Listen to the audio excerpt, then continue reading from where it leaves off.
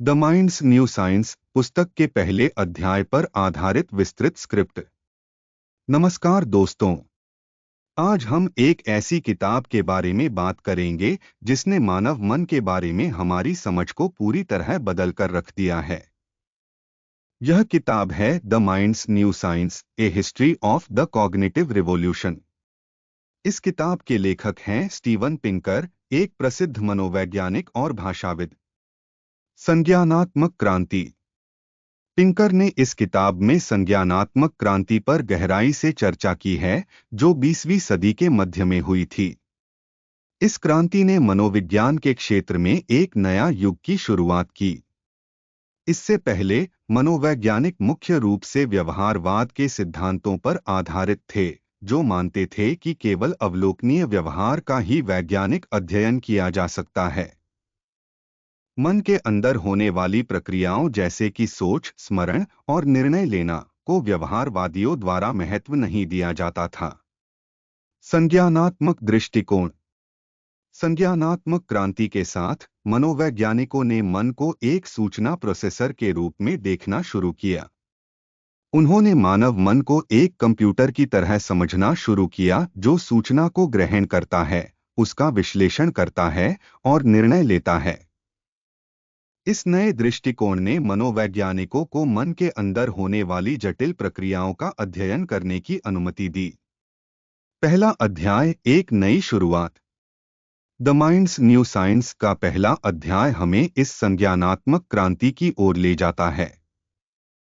Pinker ने इस अध्याय में बताया है कि कैसे कंप्यूटर विज्ञान और भाषा विज्ञान जैसे क्षेत्रों ने मनोविज्ञान के क्षेत्र में प्रवेश किया और मन के बारे में हमारी समझ को बदल दिया। कंप्यूटर का प्रभाव। कंप्यूटरों के विकास ने वैज्ञानिकों को मानव मस्तिष्क के काम करने के तरीके को समझने के लिए एक नया मॉडल प्रदान किया। कंप्यूटरों की तरह मस्तिष्क भी सूचनाओं को प्रोसेस करता है, डेटा को स्टोर करता है और समस्याओं का समाधान ढूंढता है। भाषा का महत्व। भाषा को मानव मन की सबसे महत्वपूर्ण विशेषताओं में से एक माना जाता है। पिंकर ने बताया कि कैसे भाषा विज्ञान ने मनोवैज्ञानिकों को यह समझने में मदद की कि हम विचारों को कैसे उत्पन्न करते हैं और उन्हें दूसरों तक कैसे पहुंचाते हैं। चेतना और अवचेतन। पिंकर ने चेतना और अवचेतन के बीच के अंतर पर भी चर्चा की। उन्होंने बताया कि हमारी चेतना हमारे जागरूक अनुभवों से संबंधित है, जबकि अवचेतन हमारे मन की वह प्रक्रिया है जो हमारे व्यवहार को प्रभावित करती है, लेकिन हमारी जागरूकता के दायरे से बाहर होती है। निष्कर्ष। द माइंड्स न्यू साइंस का पहला अध्याय हमें यह बताता है कि संज्ञानात्मक क्रांति ने मनोविज्ञान के क्षेत्र में एक नई शुरुआत की।